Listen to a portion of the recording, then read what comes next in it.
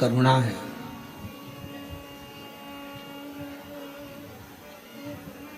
जो ये पवित्र कथा श्रावण के महीने में घर बैठे ऑनलाइन आप और हम श्रवण कर रहे हैं। एक संत, एक सती और एक भक्ति।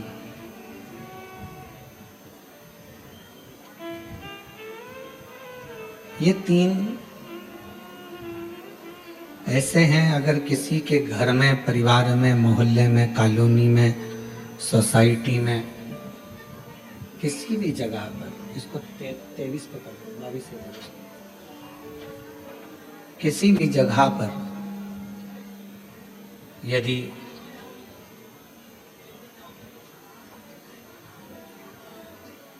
भगवान शिव की ये सब सामान बेटा बांटने का बाहर बांटो ना। जो लोग धूप में खड़े हैं यहाँ रखकर करोगे क्या? जो धूप में खड़े हैं घंटों से उनको दीजिए।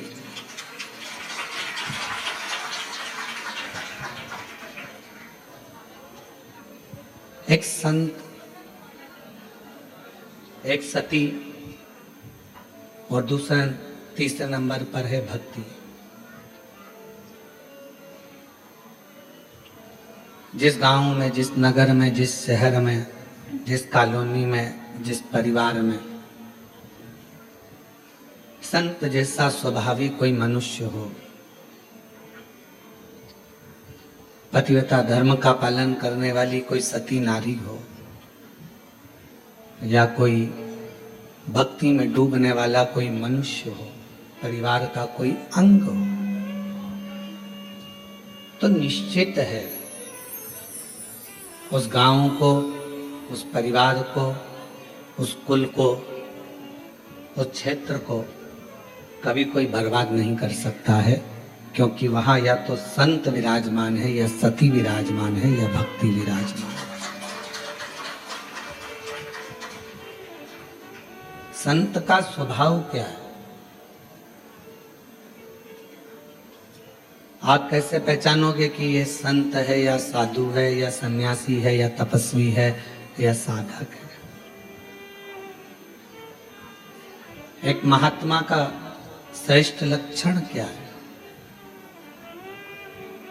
जिसकी आत्मा नित्य प्रति भगवान के भजन में, भगवान के कीर्तन में, भगवत नाम में आत्मा नाचती रहे।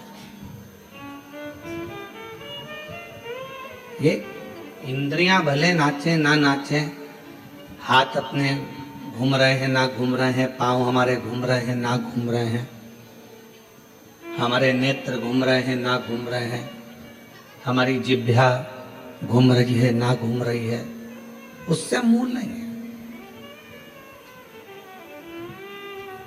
जिसकी आत्मा अंदर से नाचने लगे, आत्मा भगवान की अविरल भक्ति में झूमने लगे, आत्मा भगवान शंकर की अविरल भक्ति में रमने लगे, समझ लेना वही जगत में महात्मा है, और वही महात्मा का सबसे बड़ा लक्षण है।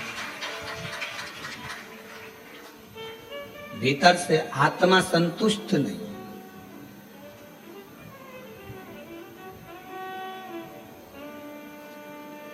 घर के दरवाजे पर लिख दिया शुभ और लाभ, और अंदर रहने वाले व्यक्ति के बुद्धि में शुभ और लाभ विचार नहीं है, तो क्या मतलब?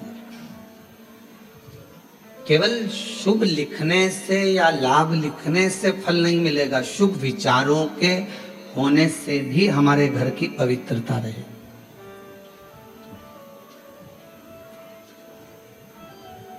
हमारे मन की पवित्रता को शुभ विचारों से ही श्रेष्ठ किया जा सकता है।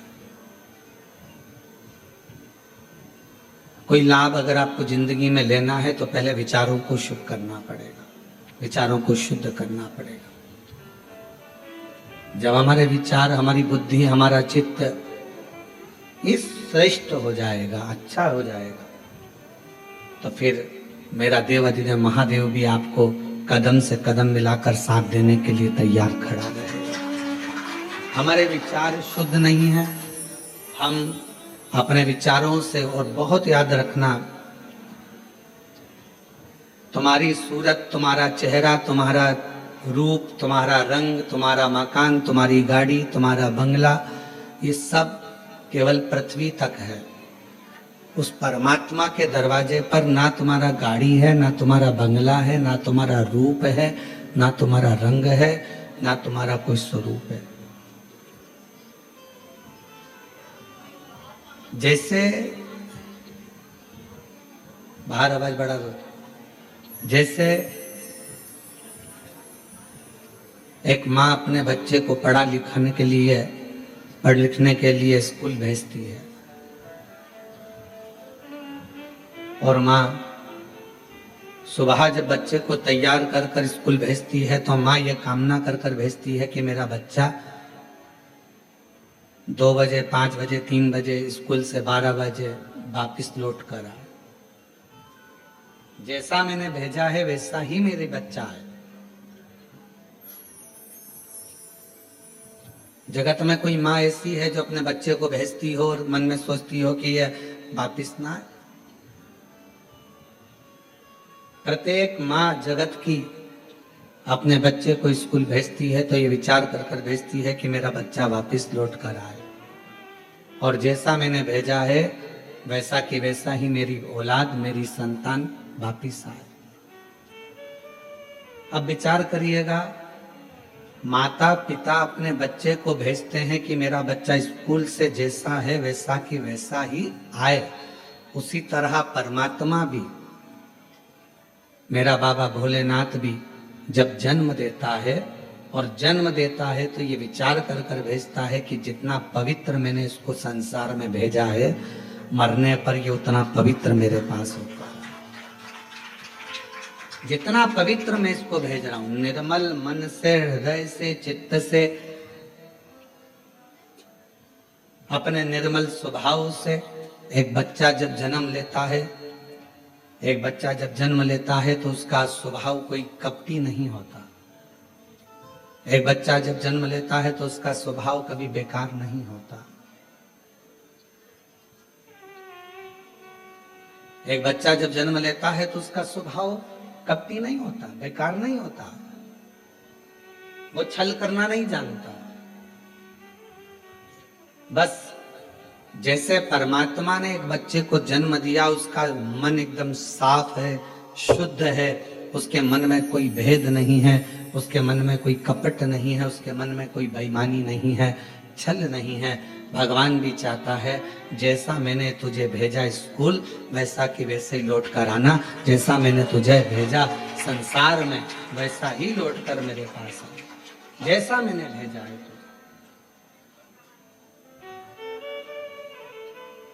एक अविरल भक्ति के साथ संत, सती और भक्ति, कौन कौन है? 3, संत, सती और भक्ति। ये 3 अगर हमारे घर के अंदर इन 3 में से एक भी है, जरूरी नहीं कि कोई कपड़े बदल लेगा तो संत हो जाएगा, कोई माला पहन लेगा तो संत हो जाएगा, कोई जटा बढ़ाएगा तो संत हो जाएगा। संत का ये लक्षण नहीं है। संत का लक्षण है कि जहां रह रहा है, जिस स्थान पर रह रहा है, जहां वो है वहां रहकर अविरल भक्ति को धारण करना। अविरल भक्ति, जहां वो निवास करे उस अविरल भक्ति को धारण करे।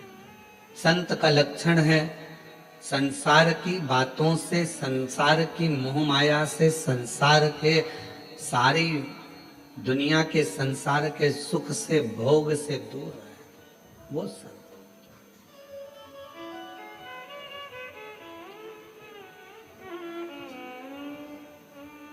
एक पतिव्रता धर्म का पालन करने वाली एक स्त्री,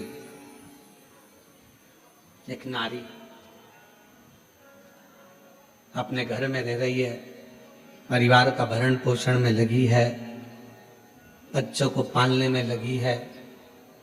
एक माँ ने एक प्रश्न किया, इन्हीं पत्रों में है, अभी आगे हम उसको पढ़ेंगे। वो प्रश्न में लिखती हैं कि मैं मंदिर तक नहीं जा पा रही हूँ क्योंकि घर में मेरे सास ससुर बीमार है। फिर उसने पत्र में लिखा कि मैं पहले मंदिर जाती थी, अब नहीं जा पा रही हूं क्योंकि मेरे सास ससुर बीमार हैं, पति को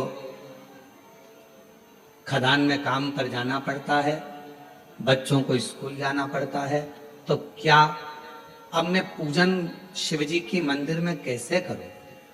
तो मेरा उस बहन से जिसने पत्र लिखा है, उस बहन से इतना ही कहूंगा कि आप मंदिर नहीं जा सकते, अपने सास ससुर की सेवा कर रहे हो, परिवार की सेवा में लगे हो, ये भी मेरे शंकर की सेवा ही है, ये भी मेरे शिव की सेवा। और दूसरा, आपका मन करता है कि मैं मंदिर नहीं जा पा रही हूं, मेरे मन में खलबली है मंदिर ना जाने की, तो अपने घर में जो शंकर भगवान का शिवलिंग है, अपने घर में जो शिवलिंग विराजमान है, उसकी सेवा करो, उसको जल चढ़ा लो, उसकी आराधना कर लो, मंदिर में पूजन के बराबर ही फल प्राप्त होगा। आप उस सेवा में तो लोग सास ससुर की भी सेवा कर रहे। पंडरीनाथ में हरि विठ्ठल विराजमान है, किसके लिए आए थे? पौंडलिक के लिए।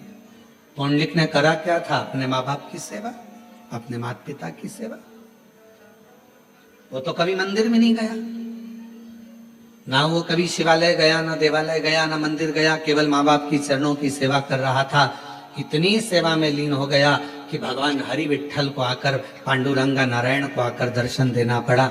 इतना कीचड़ हो रहा था कि वहां पौंडलिक ने एक ईंट फेंक दी और उस ईंट के ऊपर भगवान दोनों हाथ कमर पर रखकर खड़े हो गए, हरि विठ्ठल खड़े हो गए, उसका इंतजार करते रहे।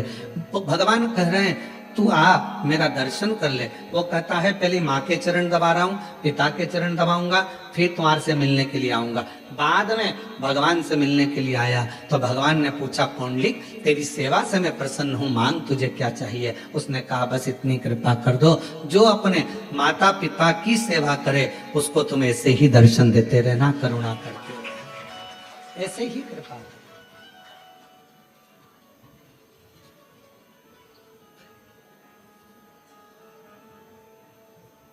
क्या करें हम?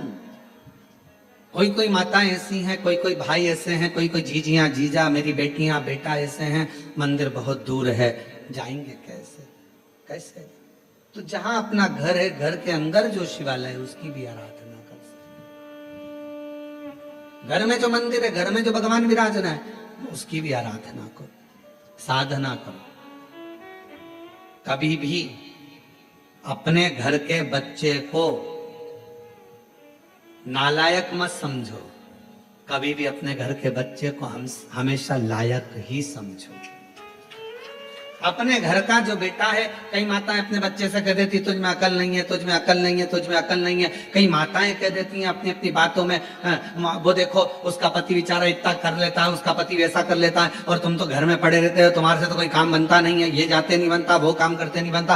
अपने घर में, अपने परिवार में ये ना देखा जाए कि कौन कमजोर है। ठीक है, कोई कोई बच्चा पढ़ने में होशियार रहता है, कोई कोई किसी कला में होशियार रहता है। मेरा भगवान किसी को कम तो नहीं रखता, भगवान सबको लेवल बराबर बनाकर रखता है।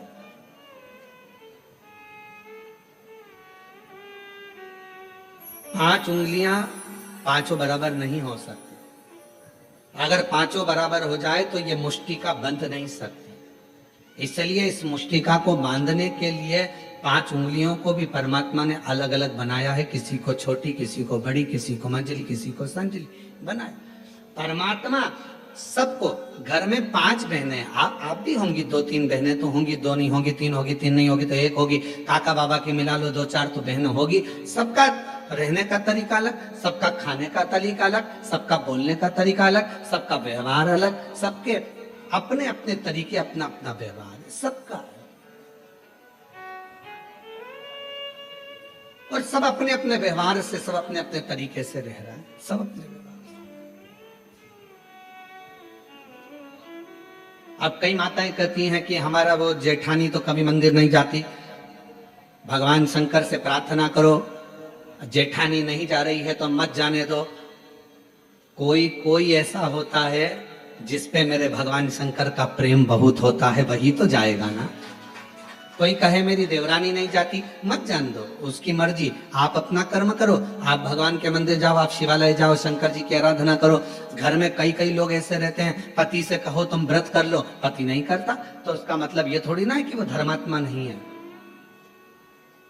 पति मंदिर नहीं जाता तो इसका मतलब ये थोड़ी ना है कि वो धर्मात्मा नहीं है। बेटे मंदिर नहीं जा रहे तो इसका मतलब ये थोड़ी ना कि बेटे धर्मात्मा नहीं है। आप मंदिर जा रही हो ना, आप मंदिर जा रही हो तो आपके पुण्य का एक अंश आपके पति के खाते में जा रहा है और आपके पुण्य का एक अंश आपके बच्चों के खाते में जा रहा है। तो फिर क्यों सोचना मेरा पति मंदिर नहीं जाता गुरुजी, मेरा पति कथा में नहीं आता गुरुजी, मेरा पति ये नहीं करता गुरुजी, मेरा पति भगवान की कथा में नहीं जाता। मत जाने दो, तुम तो जा रही हो ना। मेरी सास दिन भर घर में रहती है, वो कथा नहीं सुनती गुरुजी, टीवी चालू रहती है तो भी उसका मन नहीं लगता। मत लगने दो, तुम टीवी तो चालू कर दियो ना, तुम्हारा तो लग रहा है ना।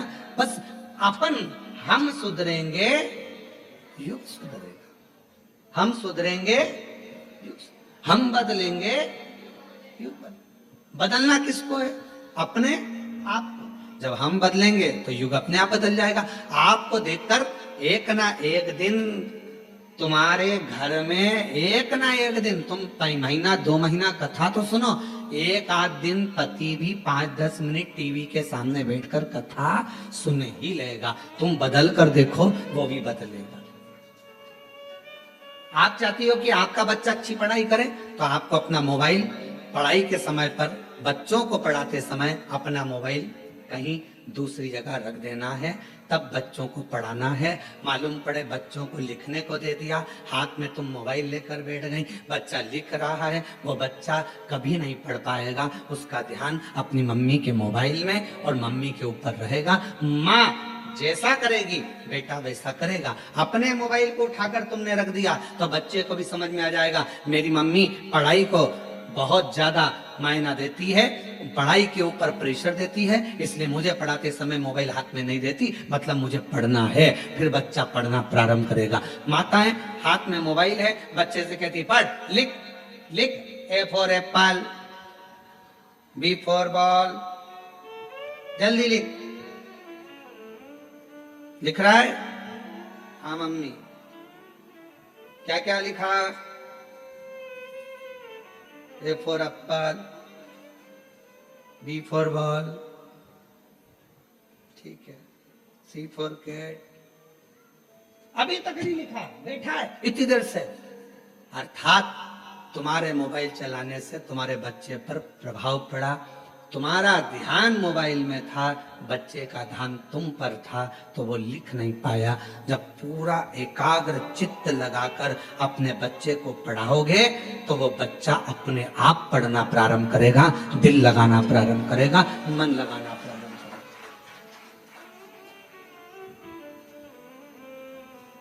हम जब पढ़ते थे उस समय पर 2 तरह के क्वेश्चन आते थे, और हमारे साथ पढ़ने वाले आप सब भी हो।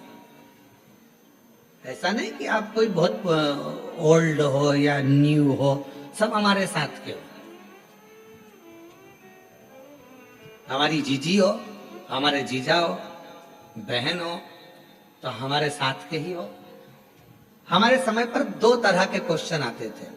एक क्वेश्चन आता था ऑब्जेक्शन, मतलब जैसे कहते थे कि एक प्रश्न के बहुत सारे उत्तर लिखे होते थे, 4 तरह के उत्तर लिखे रहते थे और उसमें बताना पड़ता था कि इसमें से कौन सा उत्तर सही है, बोलिए।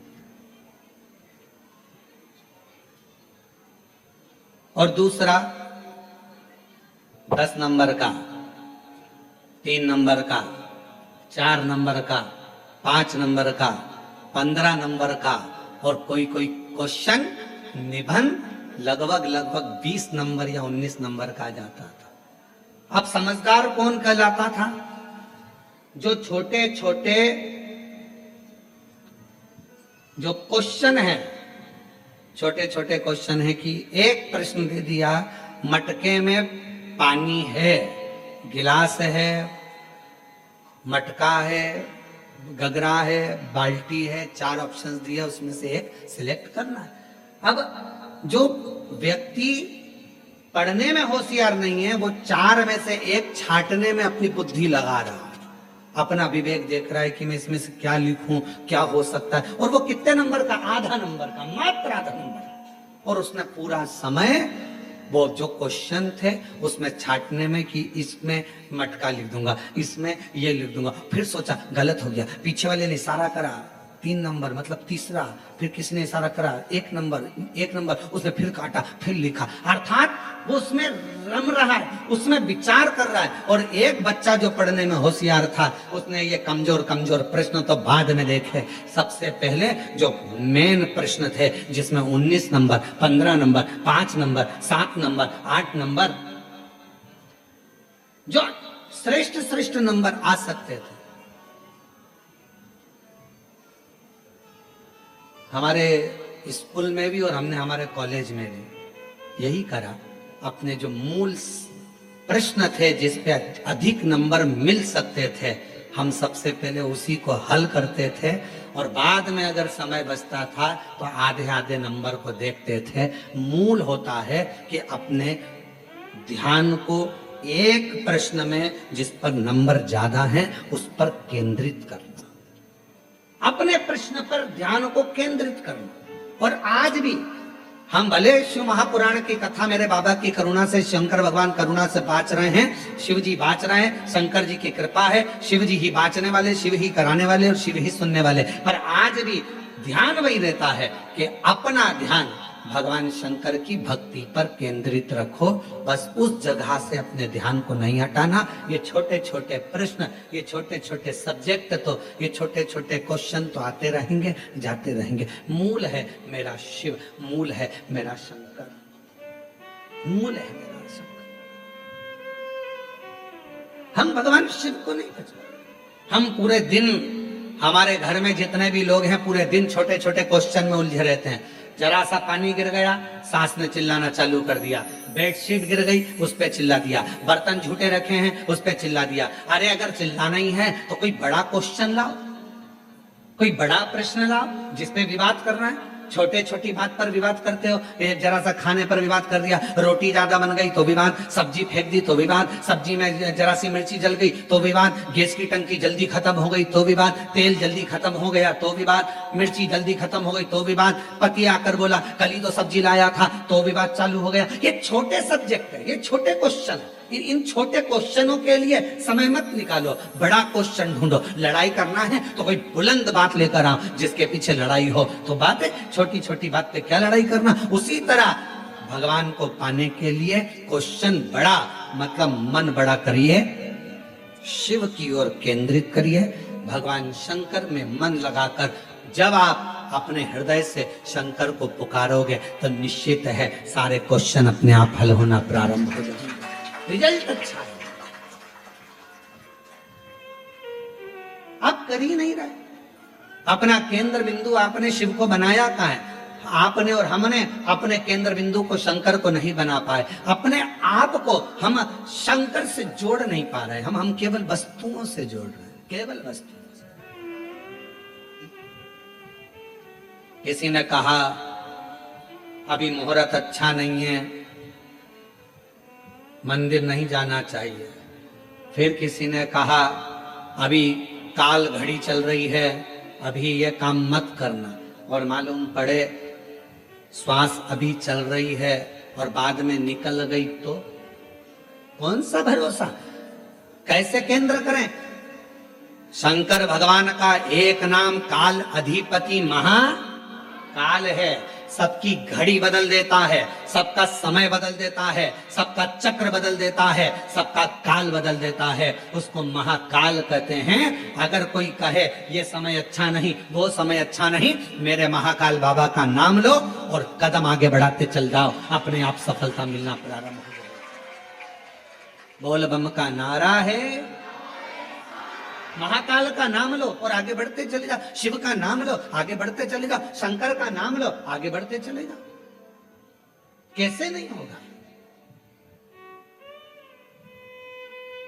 शिव को केंद्रित करो।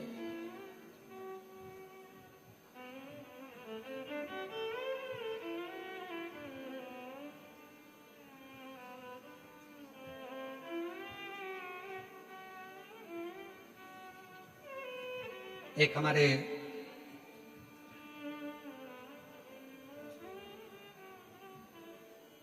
भूतड़ा परिवार है हैदराबाद में, श्री रामनिवास ब्रजगोपाल जी भूतड़ा।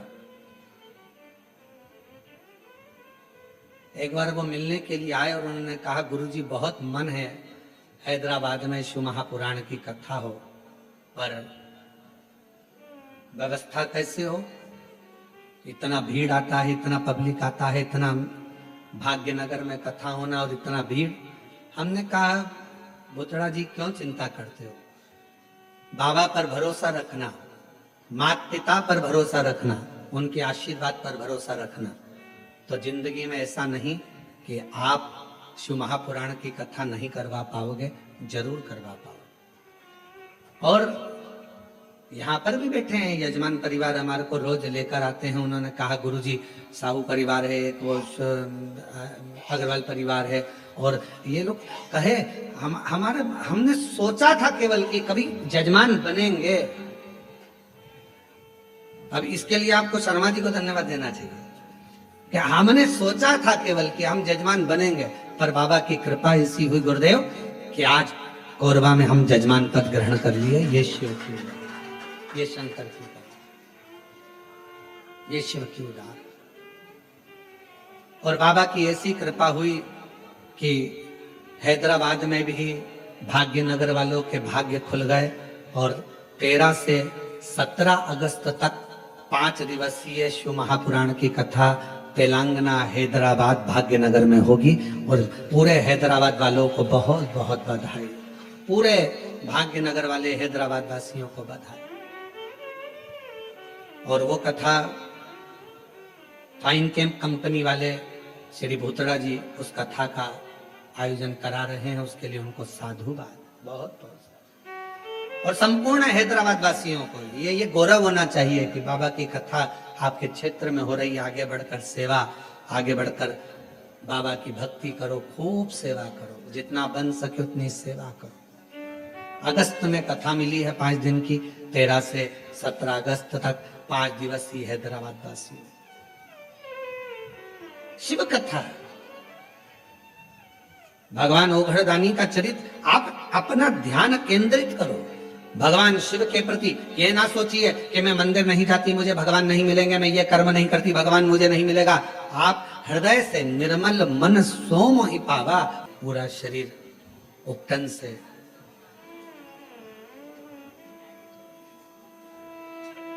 तभी मां एक कंदरा के अंदर, एक गुफा के अंदर,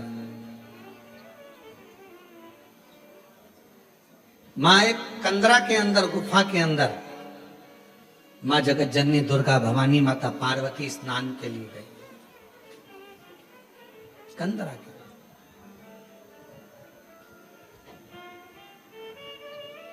तन पर उपटन है,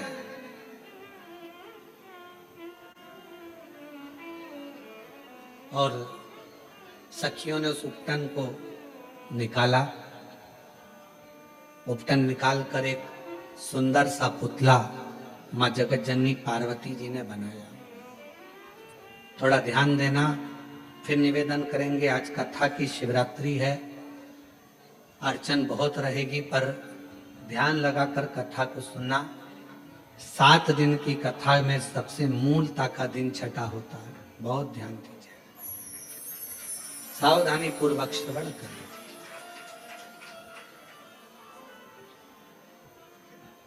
तन का उपटन निकाला। मां जगत जननी अम्बा दुर्गा भवानी ने, मां पार्वती जी ने उस उपटन से सुंदर एक पुतला का निर्माण किया। पुतला बना तो सखी ने कहा कि क्या इसमें प्राण आ सकते? क्यों नहीं, क्यों नहीं आएंगे? क्या इस पुतले में प्राण आ सकते? क्यों नहीं आएंगे?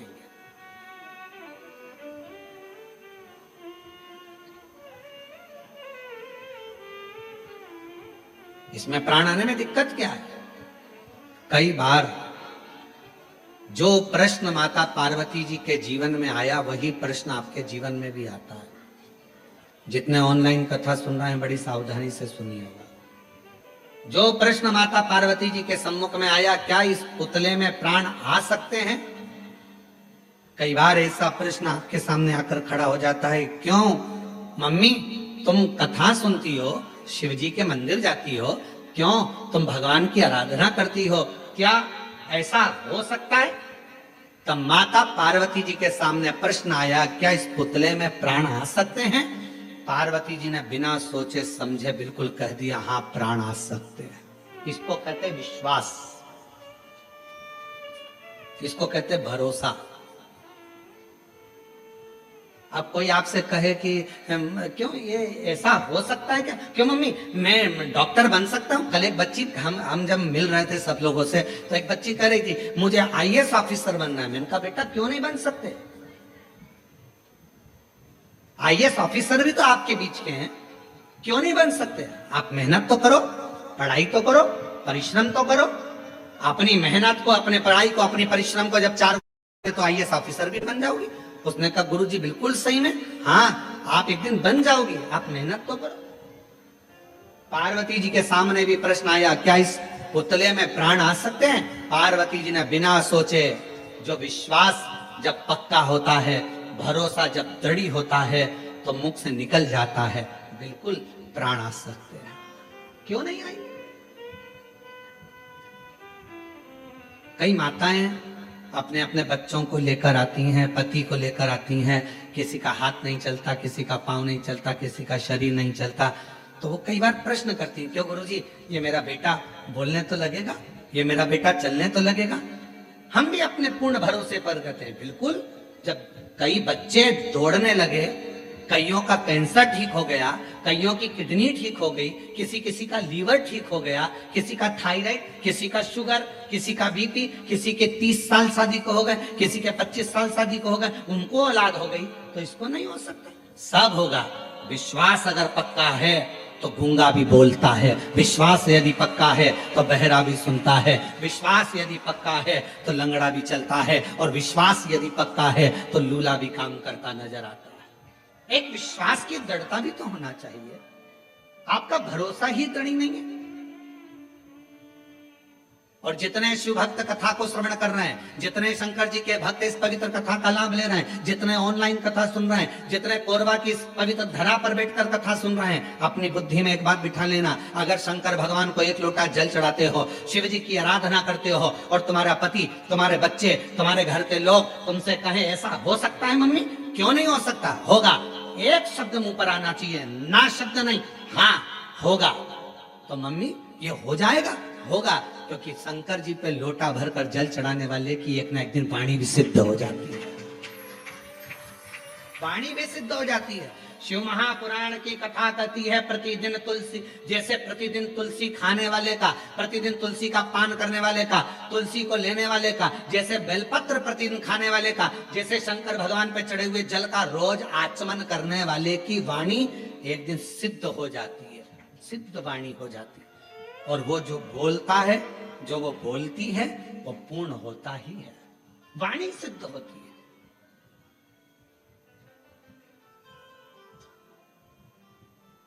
क्यों नहीं होगा? तुम्हारे मुख से अगर बच्चे पूछे मम्मी ऐसा हो जाएगा, होगा, क्यों नहीं होगा? पति कहे बहुत कर्जा हो गया है, चूक नहीं रहा, बहुत मेहनत कर रहे हैं, पत्नी का शब्द होना चाहिए, होगा। मेरा विश्वास कहता है, मेरा एक लोटा जल कहता है कि एक दिन पूरा कर्जा चूकेगा और हम सब अच्छे से भोजन करेंगे। ये हमारा मन कर रहा है, ये हम कर रहे हैं, ये मेरा विश्वास कहता है। और शंभु शरणे पड़ी मांगू घड़ी रे घड़ी, दुख दया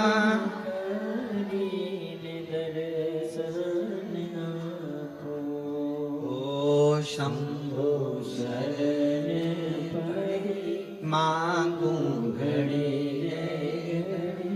दुख काटो दया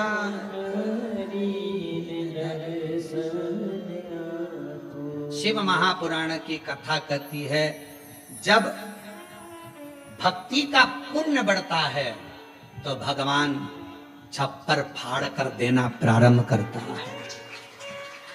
भक्ति का पुण्य बढ़ता है तब भगवान छप्पर फाड़ कर देना प्रारंभ करता है, और जब व्यक्ति का पाप बढ़ता है तो भगवान थप्पड़ मार कर लेना प्रारंभ करता है। भक्ति का पुण्य बढ़ा तो भगवान ने छप्पर फाड़ कर देना प्रारंभ करा, और पाप बढ़ना प्रारंभ हुआ तो फिर थप्पड़ मार कर लेना प्रारंभ किया। वापिस लिया परमात्मा, कालगति को घुमाते। मत प्राण आएगा,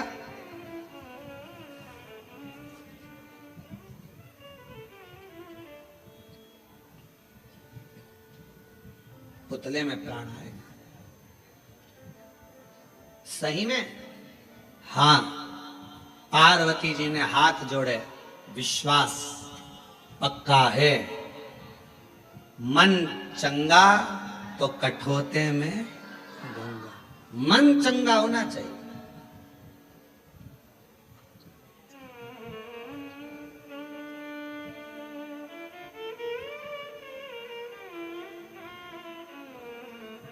कई बार ऐसा होता है कि पूजन करने बैठे हो और गंगा का जल तुम्हारे पास में नहीं है ना, हाथ में कटोरी में पानी ले लिया करो। हर हर गंगे, हर हर गंगे, हर हर गंगे, हर हर गंगे, हर हर गंगे, हर हर गंगे, काशी विश्वनाथ शंभे, हर हर गंगे। गंगा का आह्वान करा करो, गंगा मैया, गंगा मैया, गंगा मैया, याद करो, याद। पहले के समय में एक बात कहते थे, थोड़ी सी भी वो हिचकी चलती थी, तुरंत कह देते बेटी याद कर रही है, माँ याद कर रही है, भाई याद कर रहा है। हिचकी चलने पर हाथ में कटोरी में जल लो और गंगा का आह्वान करो, हर हर गंगे, हर हर गंगे, हर हर गंगे, हर हर गंगे, हर हर गंगे, काशी विश्वनाथ शंभे, हर हर गंगे। जो गंगा का आह्वान करा वो सादा जल नहीं रहेगा, उस जल को पीकर देखो, और जो कटोरी में जल है उसको पीकर देखना, दोनों में अंतर हो जाएगा, क्योंकि गंगा भाव से उस कटोरी के अंदर प्रकट हो गई, भाव से।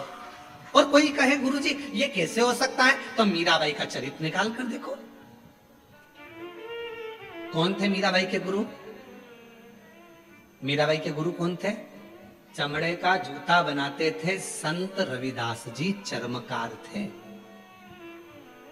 चर्मकार थे। ये दुनिया के लोगों ने, आज के जमाने में दुनिया के लोगों ने अपनी अपनी गादी को प्राप्त करने के लिए, सिंहासन को प्राप्त करने के लिए हमारे सनातनियों को तोड़ रहे हैं जातियों में। ये दुनिया के लोग आज के समय में जातियों में सनातन धर्म को तोड़ने का प्रयास कर रहे हैं।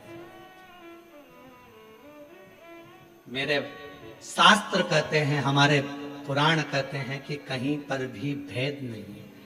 मनु शत्रुपा की संतान ब्राह्मण भी है, मनु शत्रुपा की संतान क्षत्रिय भी है, मनु शत्रुपा की संतान वैश्य भी है और शूद्र भी। ब्राह्मण, क्षत्रिय, वैश्य, शूद्र, ये सभी मनु शत्रुपा के। आप भी मनु शत्रुपा के, हम भी मनु शत्रुपा के। सारा संसार जितने मनुष्य का दर्शन कर रहे हो, सबकी माता पिता, सबके पूर्वज एक ही हैं, मनु और शत्रुपा। उन्हीं के संतान आप और हम सब हैं, उन्हीं के संतान।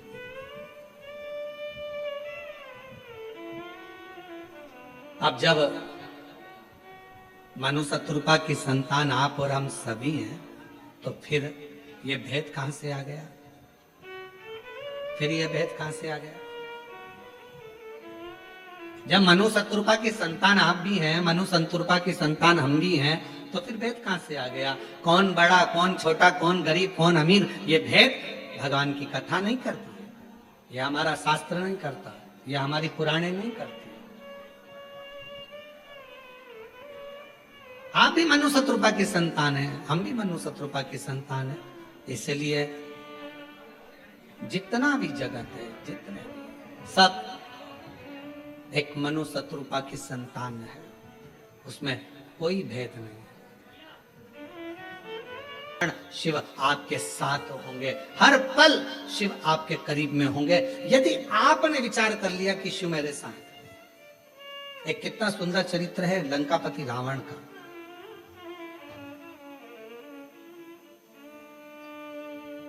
एक दिन लंकापति रावण से भगवान शिव जी ने कहा कि तू कुछ मांग ले, तेरा मन हो जो मांग ले। लंकापति रावण ने कहा बस मांगू एक ही चीज,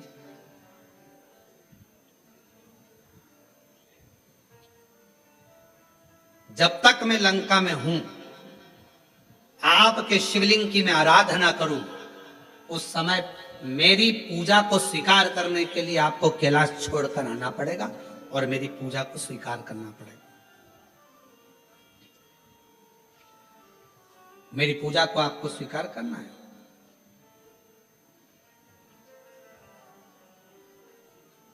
ठीक है, बाबा भोलेनाथ जी ने कहा जैसी तेरी इच्छा। जब जब लंकापति रावण जल चढ़ाता था, भगवान शंकर कैलाश छोड़कर रावण की लंका में आकर जल को स्वीकार कर लेते थे। रावण बेलपत्र चढ़ाता, भगवान शंकर उस बेलपत्र को स्वीकार कर लेते। बेलपत्र को स्वीकार। लंका का राजा रावण शिव की आराधना में तल्लीन रहता, जब जब स्तुति कहता, भगवान शंकर उसकी स्तुति सुनने के लिए आ जाते। तुरंत उसी समय, उसी पल, उसी घड़ी शंकर को आना पड़ता था शिव जी। और आज भी श्रीलंका में कैलाशेश्वर महादेव का एक मंदिर है श्रीलंका के अंदर। आज भी जहां लंकापति रावण जिस शिवलिंग की आराधना करता था और कैलाशपति भगवान शंकर उस शिवलिंग के पास में आकर खड़े हो जाते थे सेवा को लेने के लिए, आज भी वो वहां पर विराजमान, आज भी। और शिव जी की बड़ी कृपा हुई है, जो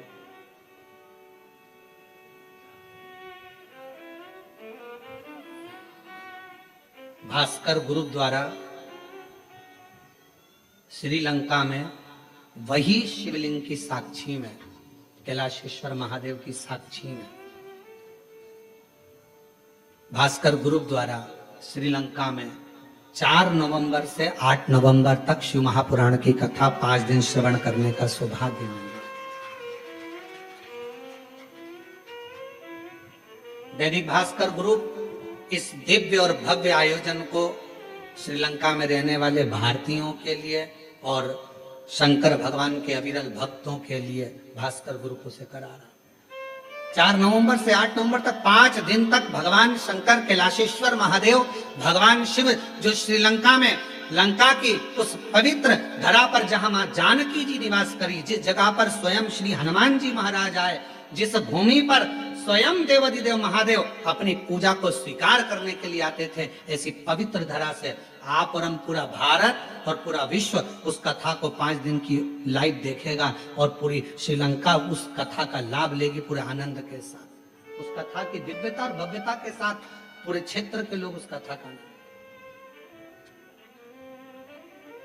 मैं भास्कर ग्रुप को बहुत बहुत धन्यवाद देता हूं, जिन्होंने इस 5 दिवसीय कथा को 4 नवंबर से 8 नवंबर तक की कथा जो श्रीलंका के कोलंबो में आयोजित कर रहे हैं, उसके लिए उनको अग्रिम बधाइयां। और उनका जो ग्रुप जा रहा है उस कथा की दिव्यता और भव्यता को श्रवण करने के लिए 5 दिन श्रीलंका के शिवालयों का भ्रमण करने के लिए, मां जानकी जिस स्थान पर निवास करी उस अशोक वाटिका का दर्शन करने के लिए, मेरे हनुमान जी, मेरे राम जी का सुंदर प्रतिबिंब स्वरूप दर्शन करने के लिए उनको बहुत बहुत सारी सिद्ध था।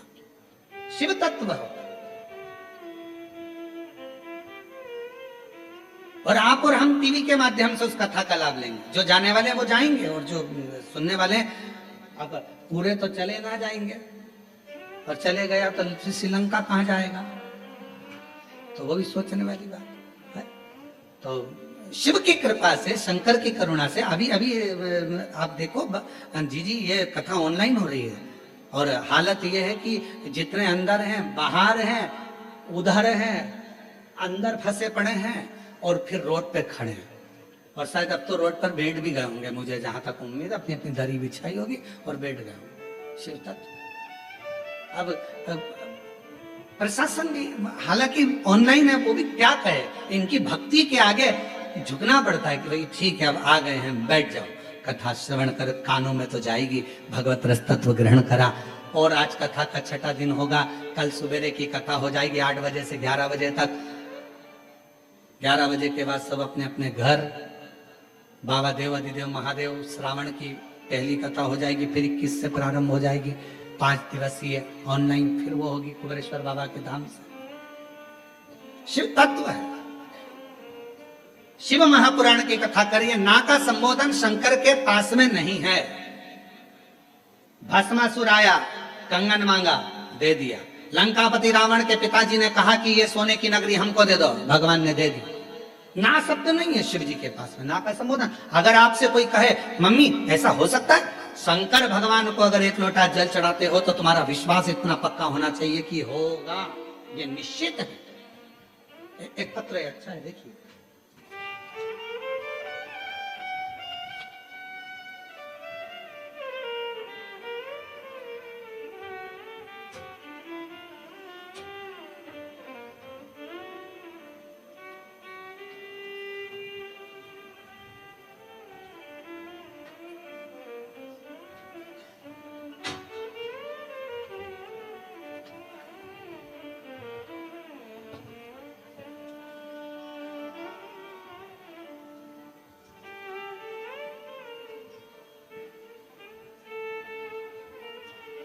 मेरा नाम दिव्यानी वर्मा है, पति स्वर्गीय शेर सिंह वर्मा है।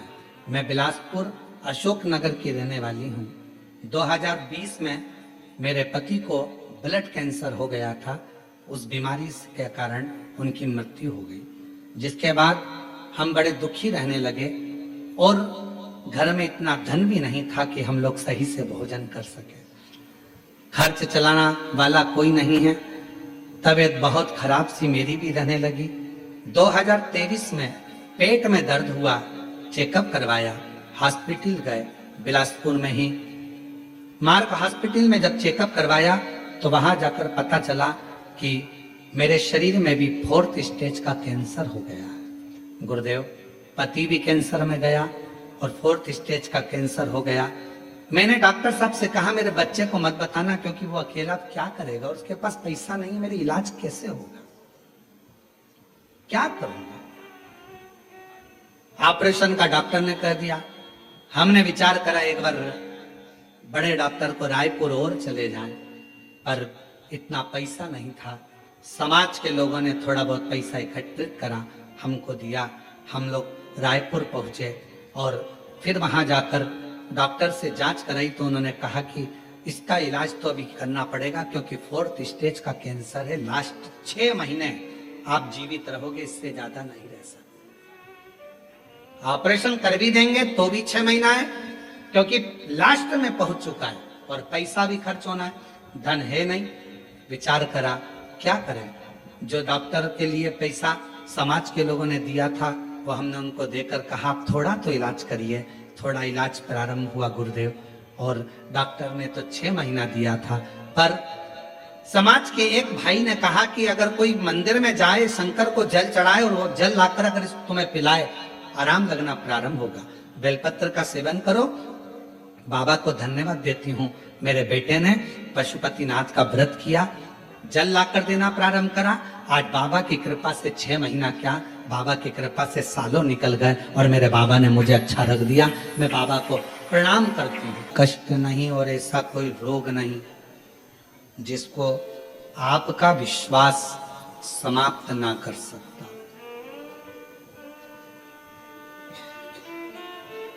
यदि आपका विश्वास अगर पक्का है तो दुनिया में ऐसी कोई तकलीफ नहीं जो समाप्त नहीं हो।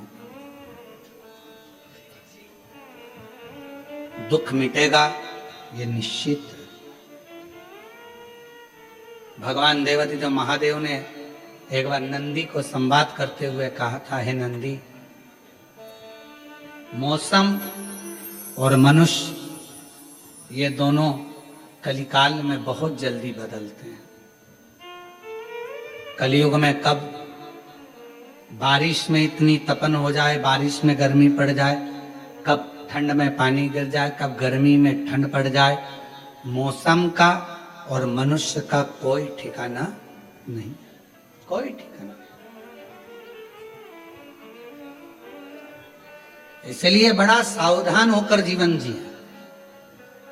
मौसम कब बिगड़ेगा, सावधानी। इसलिए आपको हमेशा कथा में एक बात कहते आए हैं, अपने बिछाने का साधन, छाता, पानी की 2 बोतल अपने साथ लेकर चला करो। कब मौसम कैसा होगा कोई भरोसा नहीं।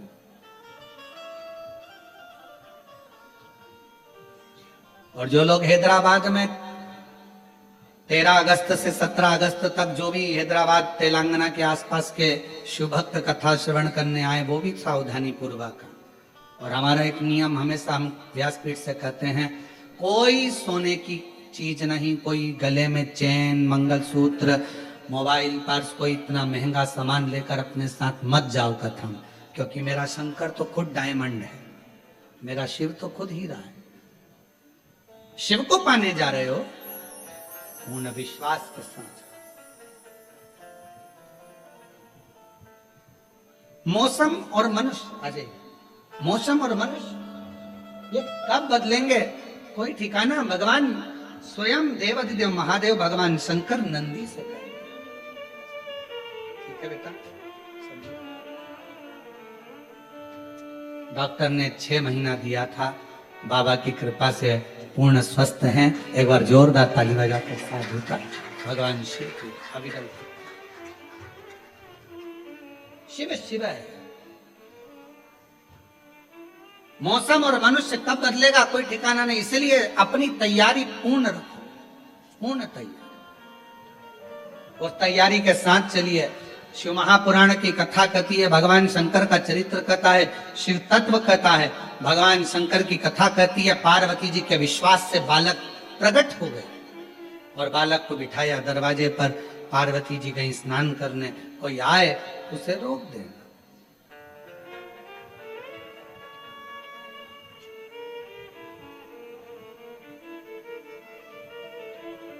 भगवान देवाधिदेव महादेव का आगमन हुआ।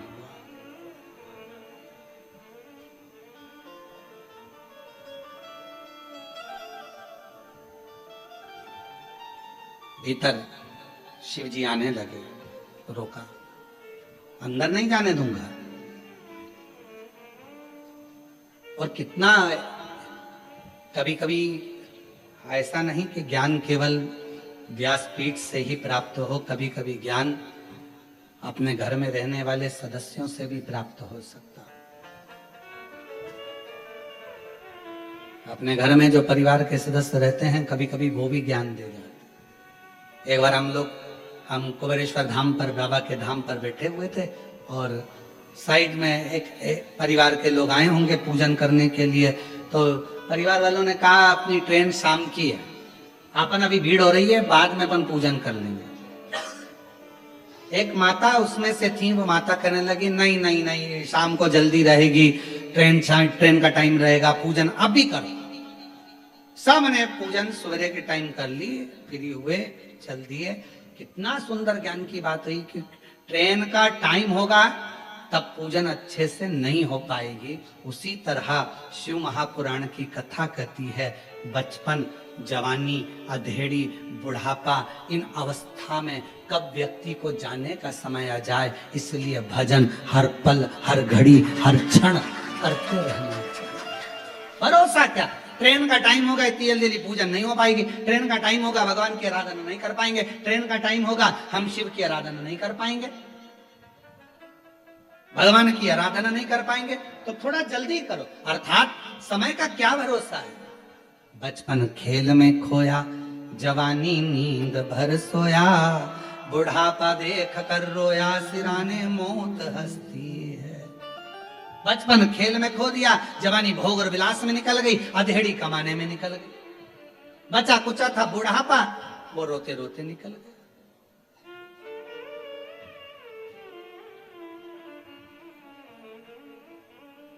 छत्तीसगढ़ में बाज पक्षी के दर्शन होते हैं क्या? बाज के चील चील होते हैं?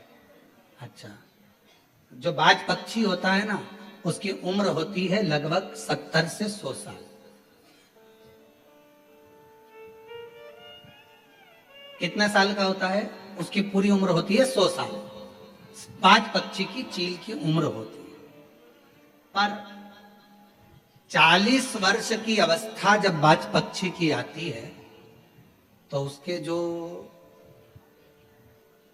शरीर है, कंधे हैं, पंख हैं, वो काम करना बंद कर देते हैं। 40 वर्ष की अवस्था जब बाज पक्षी की होती है, चील की होती है, उसकी चोंच काम करना बंद कर देती है, उसके नख काम करना बंद कर देते हैं, उसका पंख उड़ना बंद कर देता है। क्यों? 40 वर्ष की आयु में बाज पक्षी के मरने की तड़फन जैसी उम्र हो जाती है कि वो 40 वर्ष की आयु में एक समय, 6 महीने का एक समय ऐसा आता है उस बाज पक्षी का कि उसको तड़पना पड़ता है, मरने के लिए मौत को मांगता है। मौत को। 2 चीजें रहती है बाज पक्षी के पास में 40 वर्ष की उम्र के बाद, या तो वो मर जाए या संघर्ष कर कर आगे, जम के बोलो, आगे बढ़ जाए। 40 वर्ष की अवस्था में बाज पक्षी के पास 2 चीजें रहती है, या तो वो मर जाए या फिर आगे बढ़ जाए। तो जो समझदार पक्षी होता है वो घुट घुट कर मरने की जगह एक ऊंचे कहीं पहाड़ पर जाता है, जंगल में जाकर अपनी चोंच को पत्थरों से घिस घिस कर, पत्थरों पर टोच टोच कर चोंच को तोड़ देता है। दर्द तो वैसे भी होना मरने का उसको, क्योंकि वो जब शरीर के सारे अंग बेकार हो जाएंगे तो तड़फेगा तड़फेगा, मरेगा, सड़ेगा। तो उसने सोचा कि क्यों ना चोंच तोड़ दो, चोंच तोड़ देता। फिर वो बाज पक्षी अपने हाथों से अपने पंखों को नोच नोच कर तोड़ देता है। फिर वो पक्षी अपने नाखूनों को पत्थर से तोड़कर तोड़ देता है। केवल हड्डी का ढांचा रह जाता है, आंखों से केवल देखता रहता है, शरीर पर कोई पंख नहीं रहता, मांस का लोथड़ा रहता है। शरीर इतना बेकार हो जाता है, तड़पता है, मौत जैसा तड़पन होती है, तड़पन। पर आखिरी में वो हिम्मत करता है। 6 महीने निकल जाते हैं, नए पंख फिर आ जाते हैं, फिर नाखून आ जाते हैं, फिर चोंच काम करना प्रारंभ कर देती है, फिर वो ऊंचा उड़ने लगता है, फिर वो शिकार करने लगता है। उसके हृदय का विल पावर, उसका बल उसको पुनः जीवित कर देता है, पुनः जीवित। अब कई लोग ऐसे, किसी से बात करो तो कहते हैं अरे गुरुजी अब तो उम्र हो गई। हमने पूछा कितनी हो गई तुम्हारी? तो कहा गुरुजी अब तो 50-55 60 के हो गए, अब 60 आने वाला है, अब तो बुढ़ापा आने वाला है। हम कहे तो क्या करोगे? बाज पक्षी से सीखना चाहिए।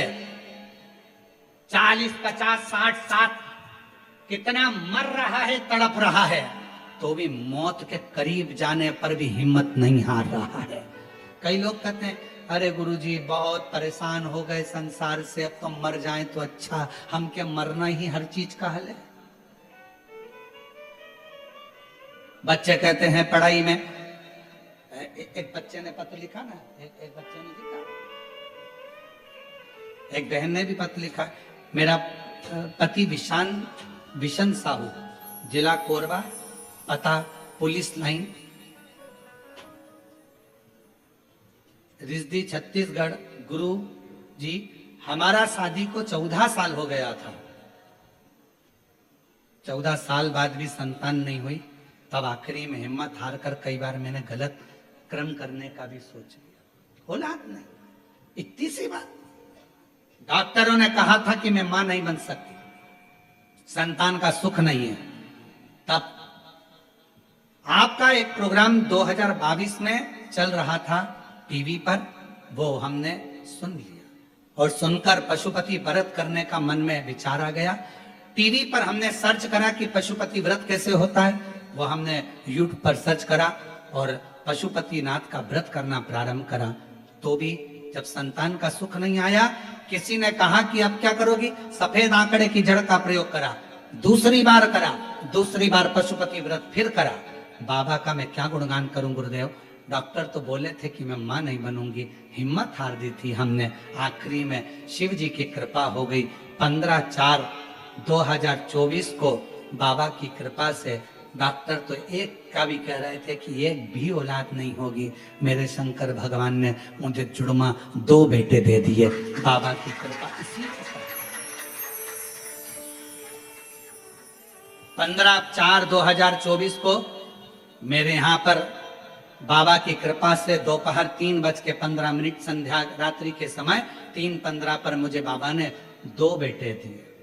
2 बेटे। शिव किसको, एक बेटे ने पत्र लिखा है गुरुजी, कहीं बैठे हो तो आ सकते हैं। मैं सरिता राठौर, पति श्री मुक्तेश राठौर, आरती नगर कोरबा से हूँ। गुरुजी, 1 लोटे जल का मैं क्या वर्णन करूं, कुछ नहीं कर सकते, सिर्फ 1 लोटा जल ही सब समस्या का हल है गुरुदेव। गुरुजी, मेरी बड़ी बिटिया 3 वर्षों से केट की तैयारी कर रही थी।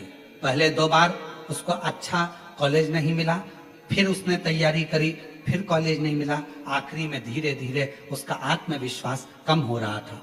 गुरुजी, मेरी सासू माँ रोज टीवी पर आपकी कथा सुनती हैं। उन्होंने कहा, हिम्मत मत हार, वो सियोर वाला महाराज कहता है अगर पढ़ोगे और अच्छी मेहनत करोगे तो उसका फल मिलेगा जरूर।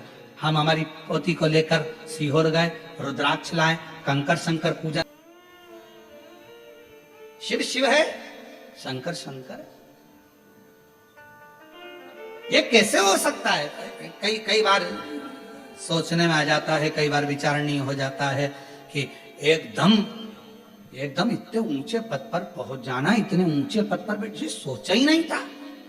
पर तेरी कृपा का क्या है भरोसा, कब किस पर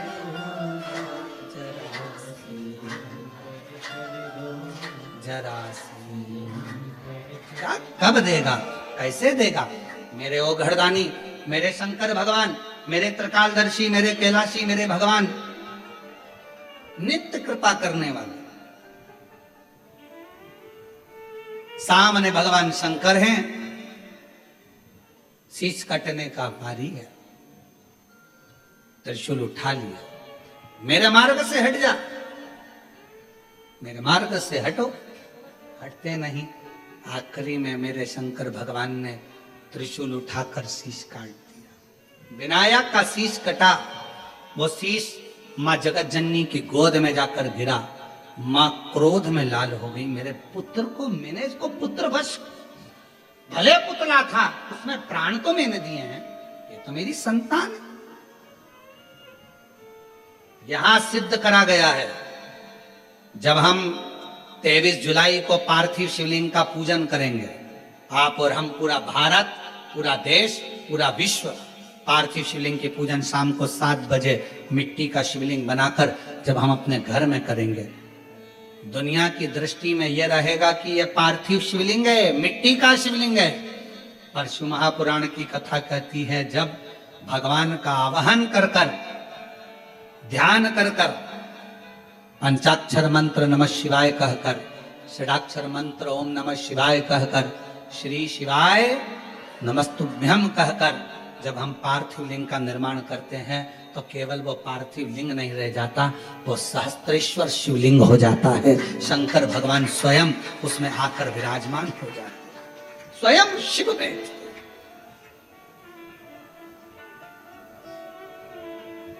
कल शाम को जब हम मिल रहे थे तो एक बहन जी ने एक प्रश्न करा था कि गुरुजी, ये पार्थिव शिवलिंग की इतनी महत्वता क्यों है? श्रावण के महीने में शिवरात्रि का इतना महत्व क्यों है? श्रावण के महीने की शिवरात्रि की इतनी महत्वता, और वो भी पार्थिव शिवलिंग के पूजन पूरा देश करता है, ऑनलाइन पूजन, इतनी महत्वता क्यों? हम निवेदन करना चाहेंगे, श्रावण के महीने में शिवरात्रि के दिन जब हम पार्थिव शिवलिंग बनाते हैं, मिट्टी जो होती है ना, वो धूल होती है, कण कण बहुत बारीक बारीक कण होते हैं उसमें, बहुत बारीक बारीक कण। जब हम सबको जोड़कर एक शिवलिंग बना देते हैं, उसमें करोड़ों करोड़ों कण मिट्टी के होते हैं जिनको हम जोड़ते हैं, और एक एक कण में मेरे शंकर का वासा होता है।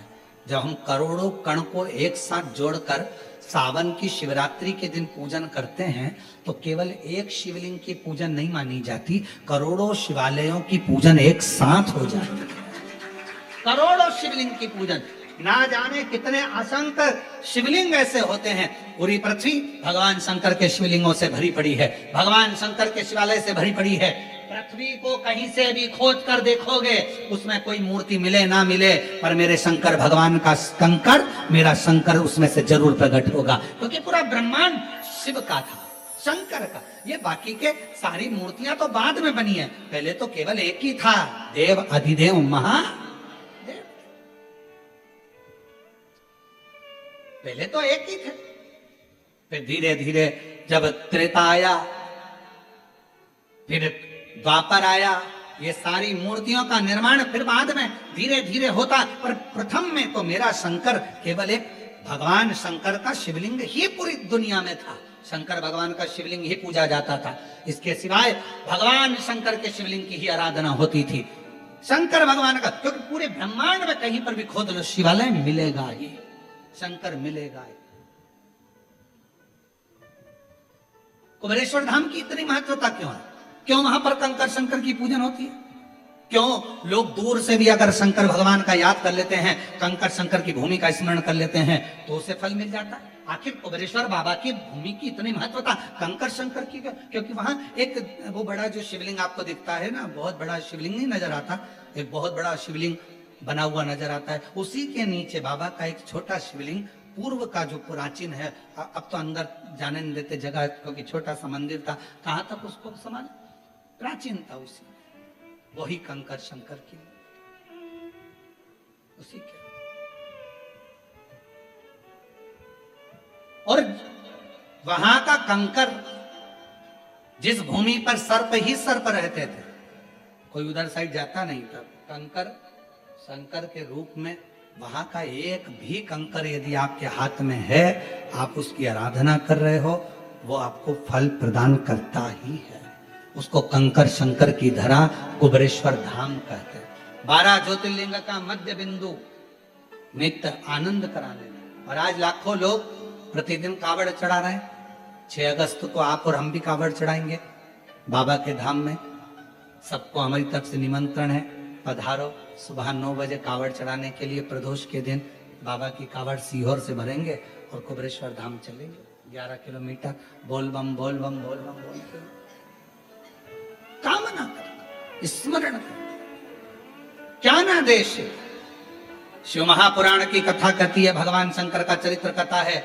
माँ जगत जननी दुर्गा भवानी के सामने शीशा गया। सखी ने कहा, ये जिस पुतले को तुमने बनाया था, जिसको प्राण दिए थे, उसके प्राण छूट गए। भगवान पार्वती जी कहती है, अब उसको पुतला मत कहो, शिवलिंग का निर्माण हो जाए। निर्माण करने के बाद जब पूजन चालू हो जाए, तो उसको केवल मट्टी का एक पुतला या मट्टी का एक प्रतिबिंब ना कहना, वो तो मेरा शंकर है, मेरा शंभू है। जब हम 23 जुलाई को पूजन करें शाम 7 बजे, तो ये भाव प्रकट करें कि वो मेरा शिव है, मेरा ओघड़ी है, मेरा शंभू है, मेरा शंभू।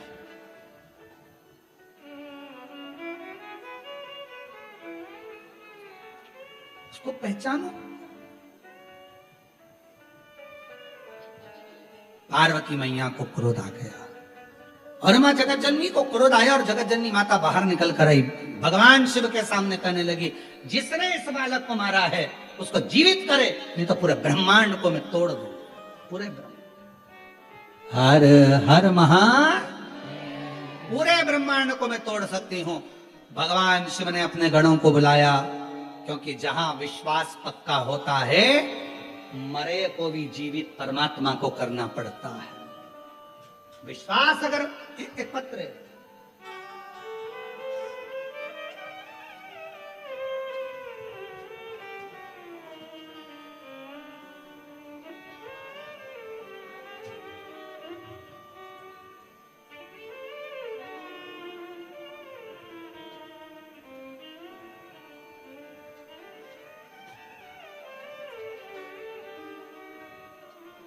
श्रीमती ये पत्र पढ़ दिया क्या? दिव्या शर्मा, पति श्री बलराम कुमार शर्मा, निवासी ग्राम करघोरा, जिला कोरबा, छत्तीसगढ़ से। पशुपतिनाथ के व्रत का मैं क्या वर्णन करूं गुरुदेव। मेरी शादी को कई साल हो गए थे, संतान नहीं था, क्योंकि मेरा वजन ज्यादा होने के कारण मेरा गर्भ नहीं ठहर रहा था। शादी के 5 साल निकल गए थे, पर डॉक्टर के हिसाब से मेरे वजन के कारण मैं मां नहीं बन पा रही थी। तब किसी ने कहा कि आस्था टीवी पर कथा आती है, आस्था चैनल पर कथा पंडित प्रदीप मिश्रा जी करते हैं, सुना करो। हमने सुनना प्रारंभ करा, शिव जी की महिमा को जाना गुरुदेव। हम तो जानते नहीं थे कि शंकर की इतनी पूजन का महत्व होता है, हम तो साधारण से जानते थे। भोले बाबा की सच्ची भक्ति को जान गए गुरुदेव, और बाबा से विनती करी। बाबा की ऐसी कृपा हुई कि 27 नवंबर 2022 को बाबा की कृपा से मैंने जल चढ़ाना प्रारंभ करा, और बाबा की कृपा से गर्भ ठहर गया। गर्भ तो ठहर गया गुरुदेव। 28 अगस्त 2023 को मेरे गर्भ से एक बेटे ने जन्म भी ले लिया। जन्म लेने के बाद थोड़ा समय तक वो बच्चा जीवित रहा, और बाद में वो बच्चा मर गया। उस बच्चे को गोदी में ले लेकर पूरे परिवार के लोग रोने लगे। बड़ी मुश्किल से तो औलाद का मुख देखा था, और वो भी चली गई। खूब रोए। मेरी माँ रोते रोते बोली, तू चिंता मत कर, वो सियोर वाला बाबा कहता है ना कि अगर विश्वास पक्का है तो मरा भी जिंदा होता है, मिलेगा वापिस, क्यों चिंता करती है, वापिस मिलेगा, क्यों टेंशन लेती है। बाबा का मैं क्या गुणगान करूं गुरुदेव। समय निकला, माँ, क्या फिर मैं कभी माँ नहीं बन पाऊंगी? भगवान ने ऐसी कृपा करी गुरुदेव, बच्चा जाने के थोड़ा ही समय निकला, और बाबा की कृपा से वापिस मेरा गर्भ ठहरा। जिस तारीख को वो लड़का गया था, उसी तारीख को मेरे यहाँ फिर संतान ने जन्म ले लिया। मैं बाबा को प्रणाम करता हूं। शिव तत्व किसको कहते?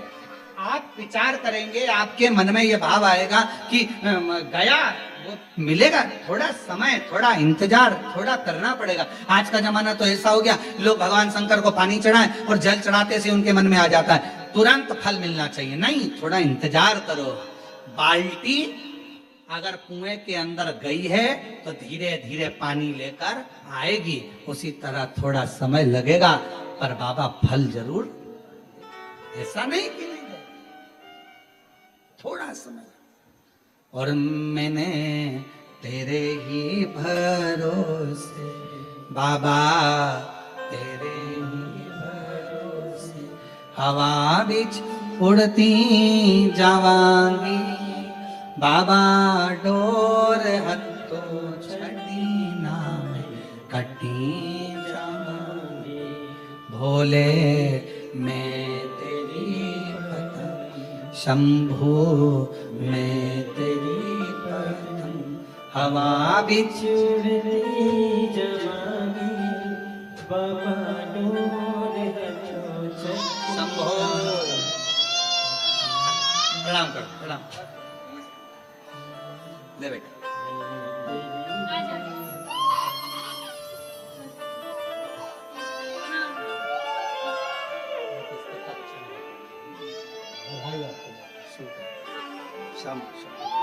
एक बार छात जोरदार ताली हो जाकर शंभु।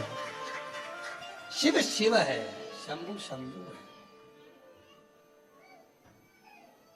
अच्छा, बच्चे हमारे पास में आते तो डर के मारे रोने लगते, कहीं बाबा हमको बाबा ना बना दे। उनको भी भय लगने लगे। तो पर शिव का, शंकर भगवान का प्रसाद है, शिव की करुणा है, उसकी उदारता है कि लुटा दिया भंडार काशी, कर दिया माला माल, जो जैसी भावना लाया वो वैसा ही नहीं, खाली उसे लौटाया वो मन ही मन हर्षा। और कर दिया माला माल काशी, लुटा दिया भंडार काशी। शिव कथा कर रही है, भगवान शंकर का चरित्र कर रहा है, शिव महापुराण की कथा कर रही है। जैसे शीश कटा, इसको जीवित करना पड़ेगा। भगवान शंकर ने कहा यह पार्वती का विश्वास इस पुतले पर है, और पार्वती ने इसको जीवित करा था पुतले को, और विश्वास का यदि बल प्रबल होता है तो जीवित करना ही पड़ेगा। शंकर भगवान ने गणों को भेजा, जाओ जाओ, जो मां अपने बच्चे से पीट कर कर सो रही हो उसका शीश लेकर। हथनी पीट कर कर सो रही थी। कितना सुंदर भाव कहा है। एक मां अपने बच्चे को अगर जन्म देती है तो मां कभी अपने बच्चे से पीट भी नहीं करती है। बच्चा भले बड़ा होकर मुख मोड़ लेता है, पर मां कभी मुख नहीं मोड़ती है। मां कभी मुख नहीं मोड़ती। बाल्यावस्था में बच्चा है, गोदी में बच्चा है, तो भी मां उसका ध्यान रखती है। पास में सो रहा है, मां ध्यान रखती है। माता का एक स्मरण बच्चे के प्रति रहता है। बच्चे के प्रति एक स्मरण रहता है।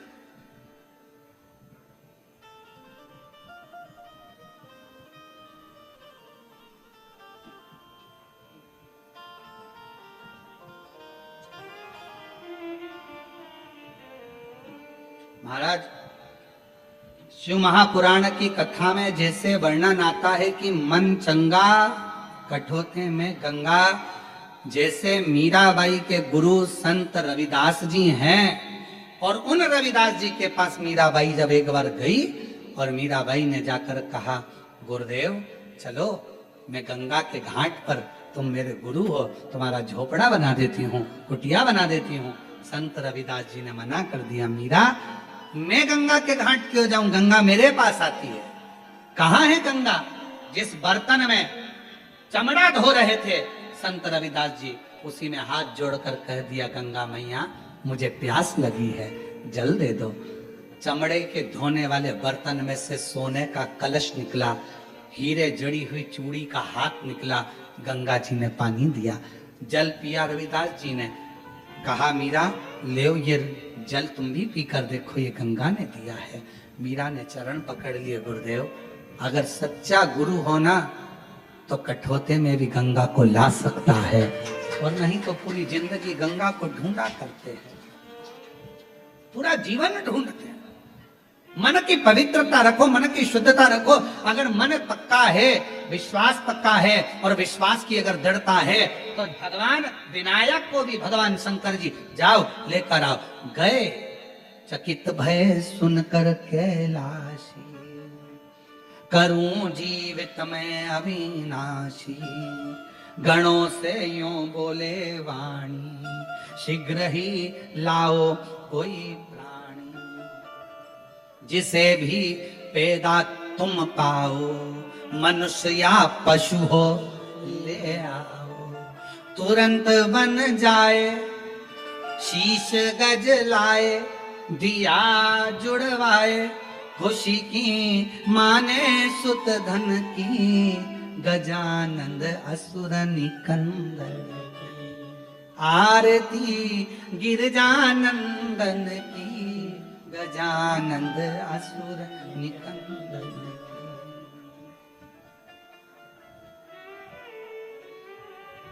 इतनी कृपा पार्वती जी देखकर थकित रह रही हैं। क्या कर रहे हो नाथ? मनुष्य के शरीर पर हाथी का मुंह, यह कहां की रीति है? शंकर भगवान ने कहा, पार्वती एट ए टाइम पर नहीं मिल रहा कुछ, जो मिला है वही जोड़ देता हूं। अगर ऐसा होगा तो बाद में चेंज कर दूंगा। अभी जो मिला तो कहेगी तो बाद में चेंज कर।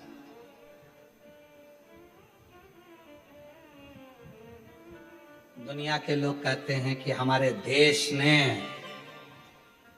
सबसे पहली प्लास्टिक सर्जरी हमारे देश ने करी, और लोगों ने ताली पीटी। भारत वालों को छाती ठोक कर कहना चाहिए, पहली प्लास्टिक सर्जरी मेरे शंकर भगवान ने सबसे पहले करी थी अपने ससुर की। काय का सिर लगाया था? बकरे का। और दूसरे नंबर पर करी थी अपने पुत्र श्री गणेश जी महाराज की, हाथी का लगाया।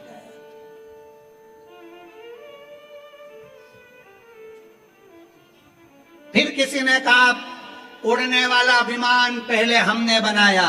अरे भारत वालों को गौरव होना चाहिए, सबसे पहला उड़ान भरने वाला विमान तो कुबेर भगवान ने बनाया था, जिस पर बैठ कर उड़ते थे और रावण ने उसको छुड़ा लिया।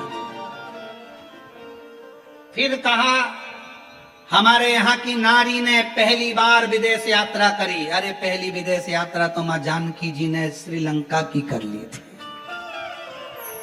कहाँ की बात?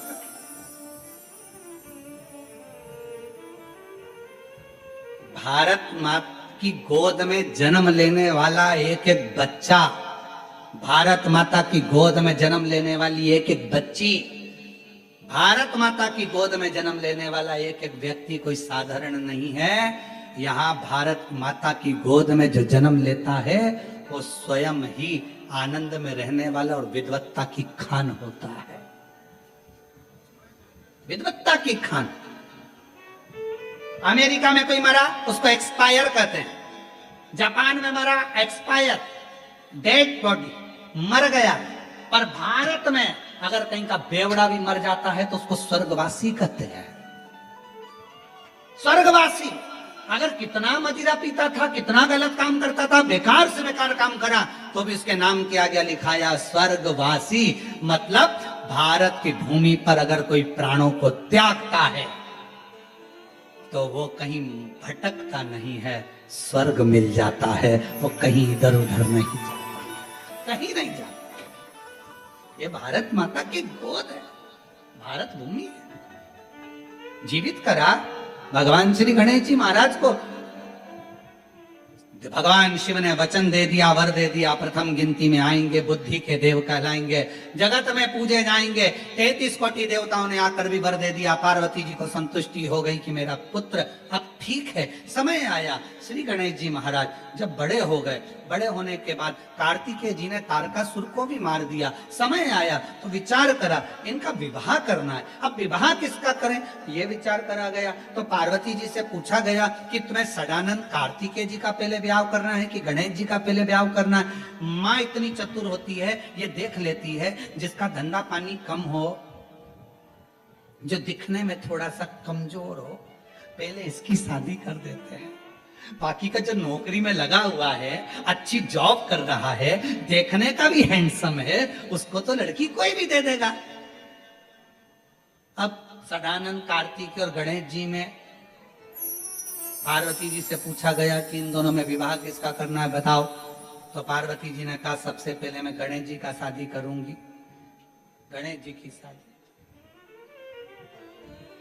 क्योंकि गणेश जी सबसे ज्यादा उद्यमी काम करते थे। इनको कह दिया था सबके घर में मंगल कार्य के लिए प्रथम निमंत्रण इन्हीं को दिया जाएगा।